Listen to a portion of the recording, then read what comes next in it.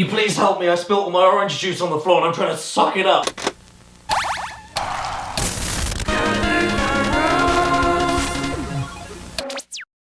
Resident Evil 2 not only called one of the best sequels of all time, but even one of the best games on the PS1 just generally. Personally, I like it as much as the original game, but don't get me wrong, it's for totally different reasons. Resident Evil 2 took the core ideas present in the original game and turned it up to 11. It's much bigger, it's more detailed, it's more unpredictable, it's more totally bloody disgusting, and it features a lot more variety to its locations, music, enemies, weaponry. It's basically everything you could want from a sequel. The reason I like it as much as the original though is mainly because the Spencer Mansion in the first game is so beautifully designed, so iconic, and gave you more choices for open-ended progression compared to the sequel that I feel the world of Resident Evil 1 massively elevates it over anything clunky and dated by today's standards. Not to say Resident Evil 2 is linear at all, it isn't, but it's not as tight with its exploration mechanics as 1. It's a bit more go here, find that, go there than 1. Not by a massive amount, but enough to make it noticeable. However, it's fine because 2 goes for a different mood, a different pace, a different vibe. And so, after the original Resi, and Resi 2, and Resi 3, and Resi Survivor, and Resi Code Veronica, and some other games that I don't have but nobody seems to care about them, so piss off! If any game in the series deserved a remake, it was the original. So they did that. Resident Evil. If the PS1 classic didn't convince you, then the GameCube's 2002 remake of Resident Evil 1 absolutely will. This remake was, and still is to this day, one of my favourite games of all time, and easily one of the best survival horrors ever made in my opinion. In all the right ways similar, but in every other way completely overhauled for the better, minus the superior voice acting. You saved me! Yeah. This remake resonated with so many people and left such a huge impact that fans were begging on their hands and knees for a version of Resident Evil 2 exactly like this. Especially with all the ports and remasters of the first remake and Resident Evil 4 being pushed out, everyone wanted Capcom's time and effort being spent on a Resident Evil 2 remake. So then they did it! And it only took 17 years! Yes, ladies and germs, today we're going to be taking a look at the Resident Evil 2 remake on PC, Xbox One, and PS4. I played the PC version, by the way. If you haven't played this remake yet, or hell, I haven't even played the original game before, then I'm afraid to say that I won't be spoiling anything plot-related, nothing specific about what happens in the story, but I am going to be showing off some footage from the late game and even the end game. I'm just not going to be telling you how you get there, why it happens, but there is going to be a bit of footage from that, just to let you know. And with that, let's go! I hope you're ready. I hope you're ready, Evil. And our Father who art in heaven, hallowed be thy shit. This game looks really damn gorgeous. We have come a long way since 1998, and if I'm this impressed only within the first 10 seconds, I can only hope I'll be even more blown away as the game goes on. And I have been waiting way too many years for a game to render a realistic old greasy truck driver eating a burger, but the wait was worth it. The facial animations too are out of this world, and not surprisingly, because this game runs on the RE engine that was initially built for Resident Evil 7, and you can see it working here to full effect. It makes me think of all the possibilities of redoing Resident Evil 3 with this engine, or hell, even the original Resident Evil again. Leon and Claire especially look fantastic for a just over 20-year gap between the original game and this. I don't know how they do it. At least I know what Claire keeps in that fanny pack of hers. Nivea skincare. The sound design is top stuff too, if not for the soundtrack focusing mostly on atmosphere over dramatic flashiness, but voice acting is as solid as you'd expect from Resident Evil, with the same level of cheese not going too far against genuinely good performances. And every gunshot, zombie groan, floorboard creak, door slam, window shatter, it all sounds like you're there, especially with a good pair of headphones. Although it really doesn't make any sense, all things considered, because in the first few minutes, Leon doesn't only stand this close to an explosion, but immediately follows that with another explosion. Which means the sound through the whole game should be more like this. What? Then inevitably we arrive at the first ever zombie encounter, possibly the most important part of any classic Resi game. And bitch, I'm ready for you. Come at me, mate, I've aged better than Will Smith. Well, that's embarrassing. I don't think I've ever died at the first enemy of a Resident Evil game since I was 7 years old. Okay, so the reason that happened is because at the title screen, I chose to start with hardcore mode. Why did I do that? Because it said that was the only way you could use the limited ink ribbon items to save your game. I wanted to keep it as close to the original as possible. But if I can't beat the first enemy... So I'm really sorry, everybody, but until I have a little bit more time to sink into the game and get better at it, I think I'm going to start off with standard mode. Anyway, what's the premise of the story here? After the original game saw STAR's Alpha team get lured and trapped inside the Spencer mansion where all the original horrific Umbrella pharmaceutical experiments with the zombie T-virus took place, they found out the truth, uncovered a double agent, and blew up the mansion. But since the virus had already leaked into the mountains around Raccoon City with the infected dogs, it was only a matter of time before the entirety of the surrounding city would be taken over. And that's what you're stuck in the middle of and need to sort out as two protagonists in this game. Claire Redfield, a biker looking for her brother Chris from the first game, and Leon S. Kennedy, a new recruit to the Raccoon City Police Department who's about to discover that being a police officer isn't all it's cracked up to be. There's also a new virus in town called the G-virus being created, tested, and sold to the military in the city somewhere by a scientist known as William Birkin. And instead of just creating zombies like the T-virus does, the G-virus constantly mutates its host until they're unrecognizable and practically unstoppable. That is, depending on how compatible their DNA is. And with all of that and a massive car crash later, the only safe haven for Claire and Leon to go to is the Raccoon City police station to try and solve the mystery. But hey, come on, the station being safe was never really on the cards, was it? Now with Leon as a character, well, he isn't anywhere near the snarky, indifferent legend as he is in Resi 4. I let our miserable insects out for some exercise down in the sewer. Thanks. That should keep me company, 'cause boredom kills me. But that's okay, he's rescuing the president's daughter. He's seen some shit, you know? At least the performance here does the job well and is great for capturing the weedy do-gooder nature of Leon at this early juncture of Resident Evil history. I still prefer Resident Evil 4 Leon though. The character just isn't as iconic as he could be, yeah. This isn't Leon Kennedy to me. Chew on that. Did he just say chew on that to a giant alligator? Hope I don't have to write a report on this. Oh my god, he is Leon! I'm so sorry I doubted you. I've sent my right hand to dispose of you. Your right hand comes off? The good thing is that he is still incredibly nonchalant and oblivious to everything around him, which I appreciate. My favourite snippets of dialogue from him being when he's surprised by an enemy and sounds a lot like a California soccer mum who broke her nail. Son of a bitch. I spent all day on them.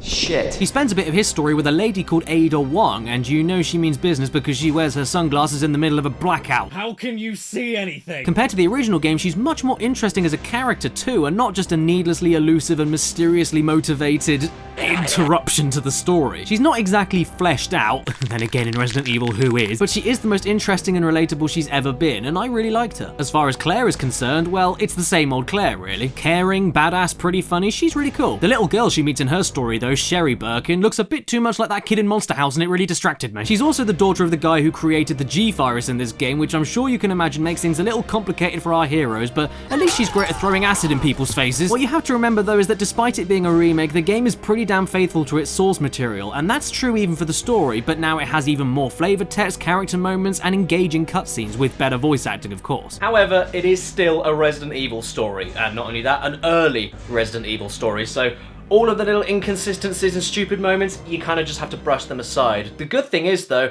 I think the game is fully aware of how silly it is, and it rolls with it. For instance, I can buy the fact that some shady scientists wanted to cover up their illegal experiments in a secluded mansion and rigged it up with traps in case anyone got suspicious, but why in the mother of God is the city's local police station designed this way? Not so much with the traps, but with locking seemingly insignificant things behind cryptic statue locks, medallion panels, and other random nonsense. I know this does have a reason because of who runs the station and the secrets he's keeping from us, but if that's the case, why have conspicuously placed dial locks on vital key items dotted around the place that anybody could feasibly get? How about that one moment when Sherry is kidnapped and then left in a room with the only method of escape being left in the same room with her? And the fact that her mother, you know, the wife of the G-virus inventor, gave her young daughter a birthday present that was the only key to unlock access to the G-virus itself and even the cure for it. That stuff's really hard to swallow, but like I said, I reckon it knows it's a bit silly with a few hints around the game, like this part where you find a fat zombie cop in the station who even in death is still smacking his arms against the vending machine. Yes, everyone in Raccoon City, apply today. Come and join the Raccoon City Police Department and you'll be just like Brad Vickers, who abandons his teammates in the middle of the woods. And even in the underground secret lab where Umbrella are always up to their evil, dastardly, bastardly shenanigans, still have enough time for brilliantly timed comedic irony. You have dispersed a dangerous solution without authorization.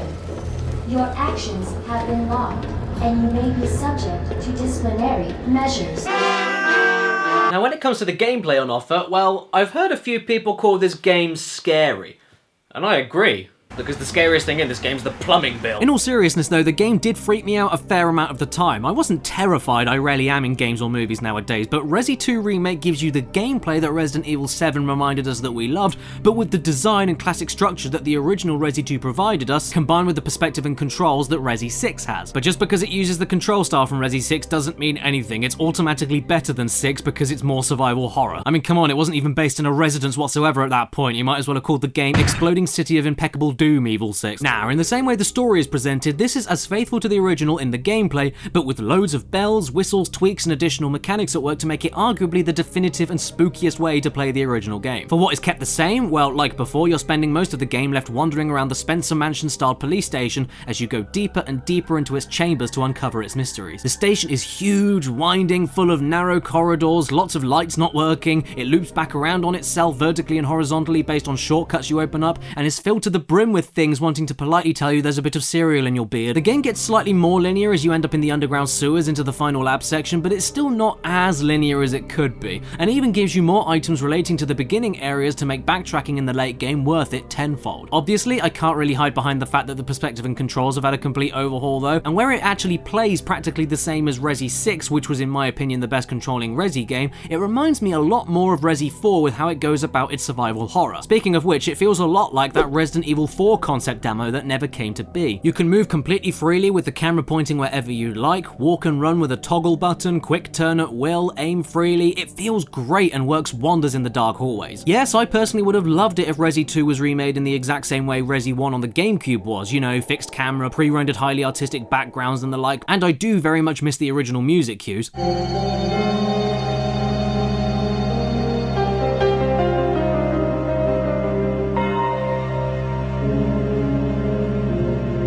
Not to mention the original voice acting. About 2 months ago, there was this incident involving zombies. But it kicks ass in so many other places it's hard for me to care. Plus, I can understand this approach to the remake over fixed camera because this is of course a Leon Kennedy game, who practically single-handedly made over-the-shoulder third-person shooting control schemes his bitch in the early days of that kind of gameplay style, so it only makes sense to bring the Resi 4 vibes back to Leon's beginnings. The item and inventory management is back in full force to make you decide on the fly what items in the station are worth you taking up a valuable item slot at that time, and make you decide how confident you are feeling to leave each limited safe room with specific health items or weapons just in case you're stuck and need them later, or can't grab a key item because you were too careful. Even more so if you go with hardcore mode and have the limited ink ribbons to balance with all the stress in case you ruin your own save data or lose all your progress from dying. With the new and improved Mr. X charging around the station once you activate him, I actually found myself sacrificing items or wasting them to grab other items all the time because I didn't want to take the risk of going back to a safe room in case he killed me, but I'll talk more about that later. There are also puzzles all over the station for optional and key items alike, much like the original, with some being able to be solved on the go, some requiring you to examine items in your inventory to find secrets within, others requiring other items or information to access, and they aren't too tricky, but break up the gameplay enough for them to feel right at home with its classic Resi inspiration. Ammo for all the weapons is also extremely limited and dotted all over the place, so figuring out which enemies need to be taken down or what you can run around is a vital aspect to the tenseness of the gameplay and makes you want to hang on to every single steel bar that you can. There were many moments in the game where I had to run for my life because some of these bastards can really take punishment and soak up your ammo like a sponge, but at the same time, that was rarely an issue for me even when they refused to go down because making shots to specific parts of the body feels so damn good in this game. The crunchy flesh sounds as you make holes in the enemies, the way they react to each part of the bullet's impact, it's all great stuff, and maybe that is why I ended up running out of ammo all the time. That is until I realised you could mix basic gunpowder together to get handgun ammo 3 hours into the bloody game! Look, don't judge me. I thought you could only mix basic gunpowder with other types of gunpowder. I didn't think you could mix two of the same types together, alright? Although, I suppose I did make the game way more tense for myself for the first few hours, so I'm not complaining. Like the original, you even get plenty of the tragic backstories of innocent people that were heavily affected by the greed of the Umbrella Corporation that you read through their diary entries and such, with this one from a random kid being pretty damn heavy and hard to read for me, and this one from a taxidermist who... What was he doing to those animals? Hello, is that Ricky Gervais? Have I got an animal cruelty story for you? Also, you of course get 2 different campaigns as Leon and Claire, eventually ending up in a final encounter once both are completed. And one element that I personally think shouldn't have been taken directly from the original was the fact that the 2 campaigns don't massively cross over as much as I'd like for a remake. I think it's great as it is, but I do think for a remake there could have been a little bit more meat to it. There's elements of crossing over with the cutscenes that appear in both stories while some things are happening at similar times, but in terms of gameplay, the game just assumes you're playing for the first time with both characters, whoever you choose to pick, even on the second run. It's possible for both characters to fight the exact same bosses in the same locations, grab the same items in totally different locations and for different reasons, and that kind of stuff took me out the atmosphere a little bit, especially when playing both campaigns back to back, but each campaign is different enough in every other way for it to be totally worth an immediate replay, like the original PS1 game. Not only for the fresh perspective of similar story events, completely different orders and structures of how the police station is completed, and totally unique locations and scenarios exclusive to each character, but also for the new weapons exclusive to them too, with Claire's late game loadout weapons like the submachine gun, grenade launcher, minigun, and electric zappy charge needle thing kicking some serious bloody zombie bottom compared to the original game. Plus, if you're smart enough to take pictures of certain notes and combinations of safes and lockers in one campaign, like I did, most of the time they will work in the second campaign, aside from a couple of things like this computer system in the labs which has codes that are different in both campaigns, which I can't decide if it's either a very clever trick for people breezing through the game on a second try, or a blatant middle finger to pad things out and force you to go through enemies you could otherwise have totally ran around. But even if you do some occasional identical things over each campaign, if you know what you're doing and have a better map of the layout firmly in your head, you can trim the fat of the second playthrough potentially by hours, so overall, the lack of crossing over in terms of gameplay isn't that big of a deal to me. I just think it would have been cool to see. By the way, am I the only one that found Claire's campaign much harder than Leon's? The start of the game I found really tricky as her, trying to manage the small inventory space around how much of the police station she was able to access in the early game, and coupling that with what felt like a lot less ammo and more enemy encounters left me with absolutely nothing once I ran into my first liquor on her story, and if you want tense, my god, that was tense. By the way, I'm sure you've noticed by this point that I'm actually using the alternate costume for Claire based on her original PS1 outfit, and you can thank my good friend Luke for that. Because not only did I discover that, but I also found out that you can buy some DLC for the game that allows you to play the entire game with all the original sound effects and music from the PS1 game that would appear when they would appear in the original. Okay, well, even though I do absolutely love this edition and it made my second playthrough that much more enjoyable and tingly for my nostalgia, Resident Evil 2. I think it's a little pissing cheeky that Capcom are charging a microtransaction price for it when, just like the costumes within the game, it could have just been an unlock to incentivize getting a better score by replaying the game. On the other hand though, I don't care, because at the same time, not only is the police station theme back, one of my favorites in Resident Evil history, anybody here? but also the save room theme.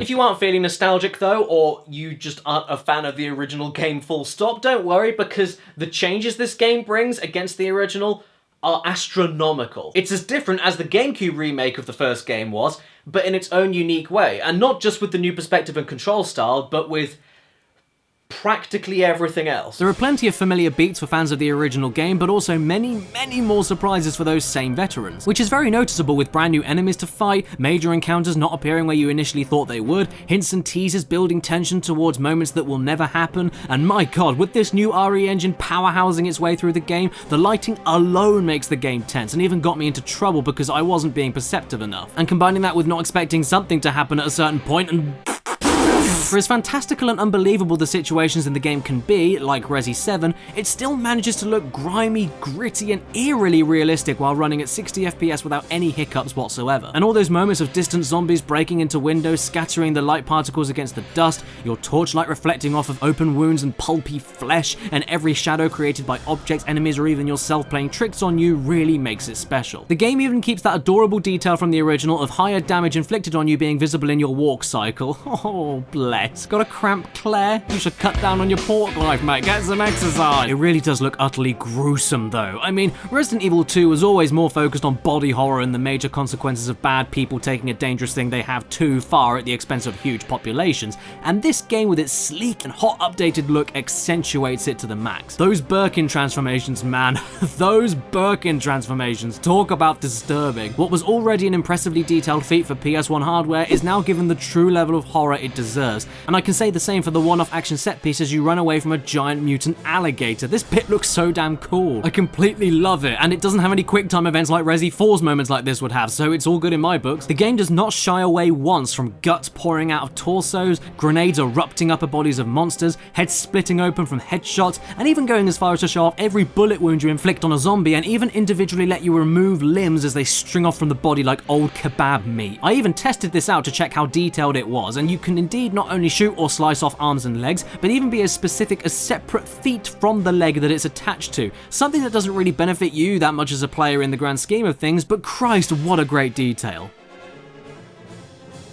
The final form of Birkin looks like a lady's tuppence. Another change to the game is wooden boards, a very limited resource that takes up another crucial space in your inventory, but one that can majorly help you as you stop the possibility of zombies and monsters crashing through ground floor windows down the corridors you'll be running through repeatedly through the game. However, you can't board up every single window in the game, so picking the best ones entirely out of strategy to save yourself health and ammo by other zombies breaking through becomes another small element of the game that piles on top of everything else you need to think about. Plus, it's great to interact with the window you're trying to board up because the game freezes time for a second, and if a zombie is already standing there trying to break in, it's like Want another great change? The knife. I'm thrilled to say that it's actually useful in this game. It's not that high in damage, but is very fast and great for killing threats you already knocked down after a well-placed shot or after blowing a leg off or something. So to compensate for its usefulness, it doesn't only have a degradation bar, and you can only find a few in the game overall, but it also takes up another inventory slot, and if you get grabbed while holding one, you can either choose to take the hit in exchange for health and save the knife, or knock off a huge amount of the degradation bar in order to damage the enemy, push them back, and save yourself last minute. And you need to kill the enemy again to get the knife back. Or you can just be like me and panic in the middle of that situation, use the knife automatically and run away because you have no ammo, wasting the knife forever. Not only that, you can even use flash grenades to stun a group, normal grenades to destroy a group and rip their flesh off, or once again use them as get out of jail free cards too by shoving it into a grabby enemy's mouth at the cost of the sub-weapon power and effectiveness being quite a bit weaker. For another great change too, in terms of the lickers, not only are they completely horrifying in this game, but also can even be totally avoided if you remain quiet because obviously they're blind. And I didn't expect them to do anything remotely like that in this game. Remember when I mentioned reaching the first licker encounter with Claire and I had no ammo or items to help me out? This strategy completely saved my life as I made a dash for the next room. It was one of the most memorable and scariest things I've experienced in a game for a long time. The new weapons to pick up and upgrades for them are really infrequent and sometimes cryptic to obtain, and even after getting them, it's not like you're making a move in chess in the original games where you're essentially trading ammo to level the playing field depending on the weapon you use with guaranteed hits because of how you only need to point the gun at the enemy. Now you don't only have limited ammo but also have to be a good aim, all the while dealing with zombies that react to your shots and the environment around you, dogs being able to move and jump at you faster than ever before, and lickers being incredibly difficult to take down. So in a word, screw it! To complement the smoother gameplay too, the map feature not only shows you which keys go with which doors as long as you examine them like in the original, but also shows you different colours of rooms based on if you found everything yet in that room, and shows you specific items of interest and where they are if you walk past them. Which, yeah, on one hand is insanely useful, and I appreciate it to keep the pace of the game up over 2 campaigns, but I also do like the idea of you being left alone trying to remember where things are based on if you can't carry the items at the moment. It's another level of punishment to you for being too careful. Once again, I think it adds to the stress of things to think about while you're panicking in a survival situation. This way isn't bad though, I like both methods. The puzzles too, some of them have been changed up quite a bit. There were many of them where I assumed you'd need another bit of paper or a note to read in order to solve them, at which point I noticed you just needed to be a bit more perceptive around your immediate location. Like with the Leon's desk puzzle, you're told to find out the names of all your comrades on the force and use their initials to open the double locks. And I thought you'll just find a report paper or a register somewhere to get the names, but no, all you gotta do is look at their desks for their name signs. The solution was already there. It's more logical and I appreciate that. Okay, well it's not quite as logical as hiding a special gun behind a door that needs to be unlocked by a USB stick that's hidden in a jeweled box that you need to open with a red jewel from a scepter that will only drop once you attach a red library book to a statue's arm in order to move the statue in the middle of a police station, but What was my point? My favourite puzzle using this kind of logic was incredibly simple yet brilliant to me. You find a broken police car key and a note telling you the vehicle number, and that you can't open the doors of the car with the physical key. I ran around for a while in the garage and couldn't find the exact vehicle number, and so I assumed the item would automatically work now that I had it whenever I got near to the correct vehicle. I just had to keep pressing X around the doors or something. But no, all you need to do is examine the key and press the keyless entry button and follow the flash of the car you just unlocked. I loved that. It was logical yet not totally obvious. In terms of everything else, what was once a game that had a large variety of enemies and situations is very much the same here, but with even more to take back even some of the most avid Resi 2 fans. Every time you go back through old areas you thought was safe, there is always a chance that a new window will break, a new vent cover will blow out, a new enemy will wake up, or a stronger enemy will run at you from a corner when you really weren't ready for them. And the game is also great for Resi 2 fans with how it teases and hints at you about the badass and nasty things to come later. If you've never played the original, then you won't know what will happen anyway, but even if you have an idea, you'll be kept as tense as my arse on a cold day, since reveals of new things are often early, late, or totally swapped around from what you'd expect. Like when Ada 1 gets involved in Leon's story and you get that new hacking side mini game gun thing while trying to survive the odds. That was a surprise, as was that part where you play as Sherry Birkin for a very short time. But easily the worst surprise I could have ever wanted was from Mr. X. Mr. Bloody X. I thought I'd be safe far away from him until the second campaign at least, but no, here I am just moseying along minding my own Leon business, and then only a few hours into the very beginning of the game, what? He's there! Jesus Christ! Yes, Leon, that's exactly what I said out loud when I first played this game. I'm glad we're on the same page. Also, if you didn't think the game was really that scary to begin with, Mr. X turns Resident Evil 2 into Laxative the video game. In case you weren't aware, this is an experimental semi-indestructible mutant who's been sent out by Umbrella to clean up any witnesses to the disaster that happened here. All he does is follow you throughout the police station wherever you go and tries to kill you. That's all he does. He's basically Nemesis before Nemesis was Nemesis, and in the original game, like I said, he doesn't appear until the second campaign at all. Here, he doesn't only appear much earlier in the game, but you also can't rely on door loading screens to get rid of him for a second or buy you some time. He'll chase you around wherever he sees you. He follows the sounds of your bullets when you desperately need to protect yourself against zombies, and even listens for your sprinting feet. Even worse, his behaviors are interchangeable. One time I was in the records room and he searched for me as soon as I picked up a key item in there, so I deduced that I triggered him to appear in that room. But after a swift death later on, I replayed that part, grabbed the item, and he never arrived. Only to then pop up and ambush me in the main hall of the police station. Yes, the main hall that's supposed to be one of the safest areas of the game. He looks so intimidating and daunting. He marches and charges towards you with such lethal conviction. His droning, deathly musical score that accompanies him is actually freaky just on its own. He goes up and down stairs and even jumps down ladders. He simply just does not care what you are dealing with or what you're in the middle of. He's always out there, searching for you. And just knowing that and trying to plan your next move based on his vicious stomps echoing through the halls got my blood pumping.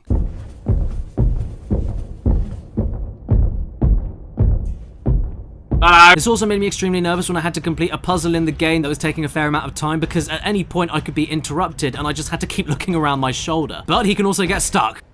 Hello? Hello?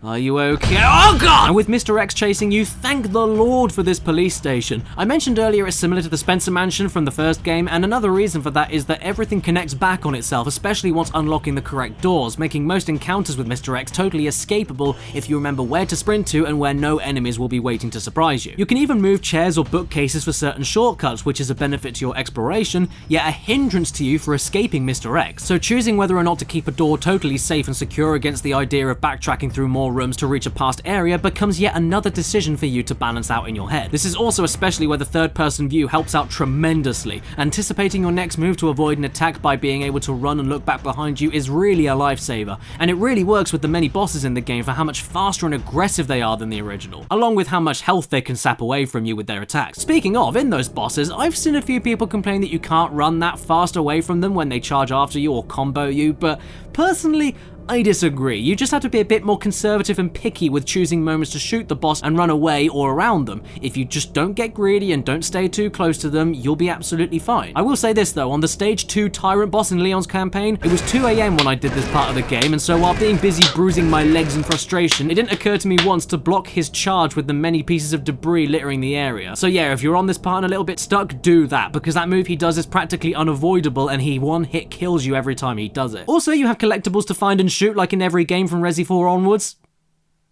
That's fun. After finishing both campaigns, you even unlock that 4th survivor mode from the original game that lets you play as everyone's favourite bland and forgettable secret agent Hunk as he needs to escape the entire police station from the sewers all the way to the front door using only the weapons, ammo and items you have at the start of the mode. And yes, this mode is incredibly difficult, meaning I couldn't finish it for this video, but I do hear they also kept in that extra secret tofu mode that lets you try the exact same mission but as a giant piece of tofu with a knife. You can't make this shit up. So I guess for that reason alone, that makes this one of the best games of 2019. In this video, I have dabbled in and out of what I wasn't too fond of with this game, and another one of those things, actually, now that I come to think of it, is the lack of spiders. Where are the spiders in this game? I mean, I'm not complaining too much. I know there's plenty of new enemies to replace them and keep up more with the themes of the story, but still, I think a few spiders in there would have been quite cool. With all that said, though, phew, there you go, everybody. That was the Resident Evil 2 Remake, a game that I didn't think really needed to exist, much like the original GameCube remake of Resident Evil 1, but now that I've played it and experienced this brand new, startling interpretation,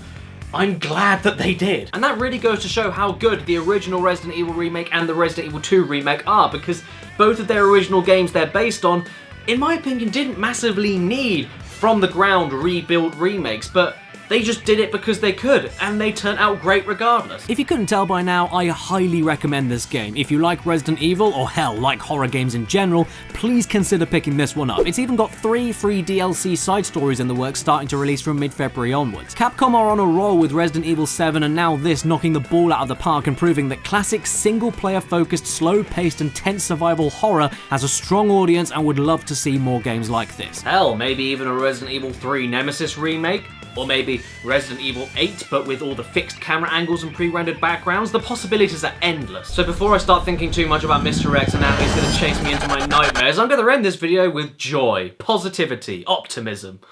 This was great. Resident Evil 2. What more can I say? It's an incident involving zombies.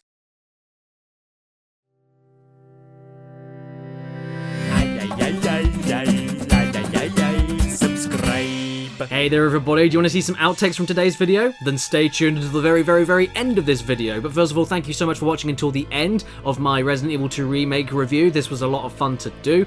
And I also have a question for you before the outtakes come on. Can you not get enough horror gaming?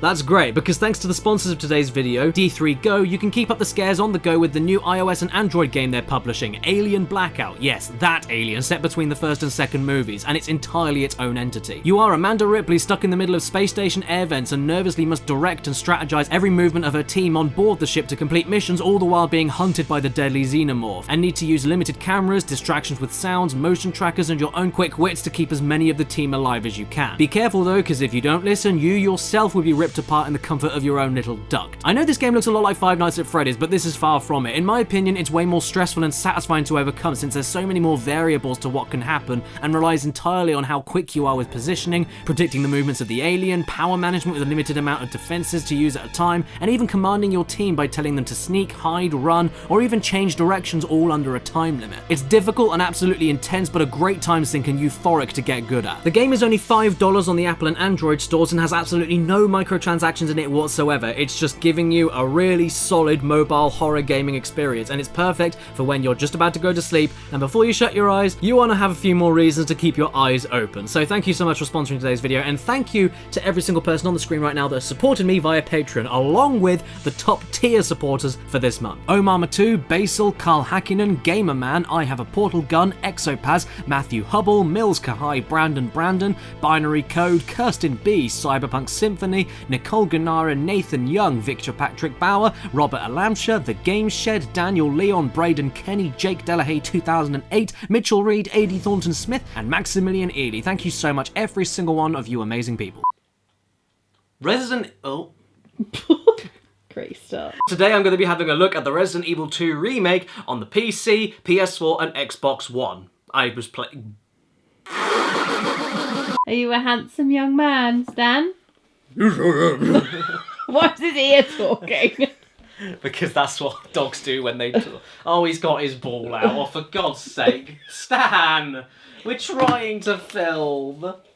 No, I'm not itching your butt. You have to. No. So I'm sorry, Resident Evil... However, it's okay, because 2 goes for a...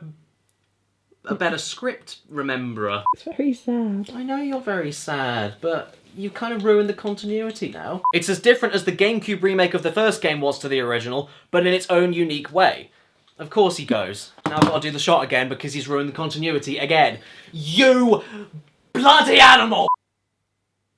So then they did that! Whoops. Now when it comes to the gameplay on offer, well...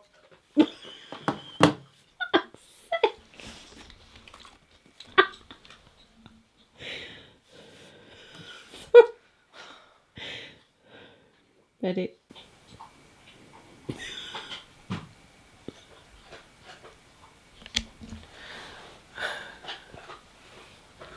It's 1 PM and he's eating his breakfast.